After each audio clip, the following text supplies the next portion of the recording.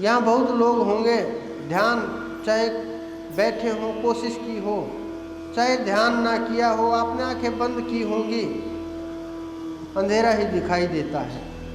कुछ लोग बैठ करके अंधेरे में खोजने का प्रयत्न करते हैं, इन्हीं आँखों के द्वारा, चर्म चक्षुओं के द्वारा, कि कुछ दिखाई दे जाए, कुछ प्रकाश दिखाई दे, कुछ तारे दिखाई दे जाए, कुछ आसमान दिखाई दे, कुछ रंगीला महसूस हो, कोई तस्वीर दिखाई दे जाए, कोई कल्पना का सागर। किसी प्रकार से सोचते रहते हैं, मन के अंदर जो विचार हैं वो घूमते रहते हैं, और वो मन के विचार घूमते घूमते आपको पता ही नहीं चलता आप कहाँ चले गए, कहाँ आपका ध्यान चला गया, क्या सोच रहे हैं, क्या आपके विचार चल रहे हैं, कहाँ आप फंस गए हैं, आप नहीं समझते।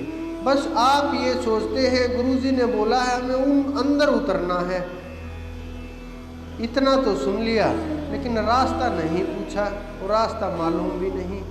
तो आप उस अंधेरे के अंदर, अंधेरे को, या तो अंधेरे के अंदर आप खुद को कूदा देते हैं ढूंढने के लिए, खोजने के लिए।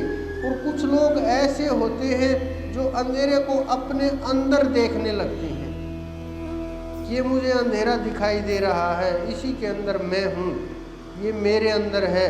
धीरे धीरे कल्पनाएं तेज होने लगती हैं, उस कल्पनाओं में हम सूर्य चंद्रमा को भी देखने लगते हैं, कल्पनाओं के अंदर ही सब कुछ बना लेते हैं, कल्पनाओं में ही बिगाड़ने लगते हैं, हमें एहसास नहीं होता हम क्या कर रहे हैं। ये साधना नहीं है।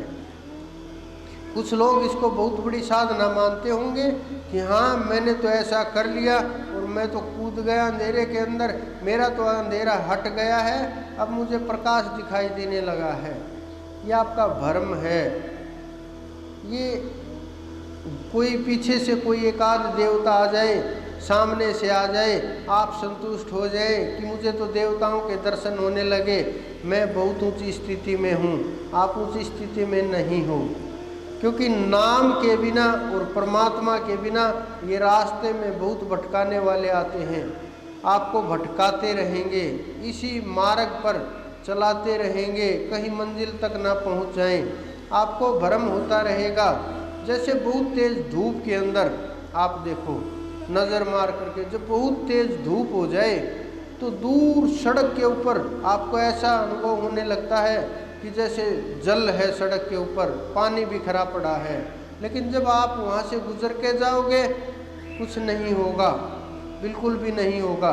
जिस प्रकार से दुर्योधन को भ्रम हो गया था, महल के अंदर जमीन के ऊपर जल का और जल के ऊपर जमीन का भ्रम हो गया था, इसी प्रकार से जीवों को ये भ्रम हो जाता है और भ्रम ब्रह्म से दूर लेकर के चला जाता है।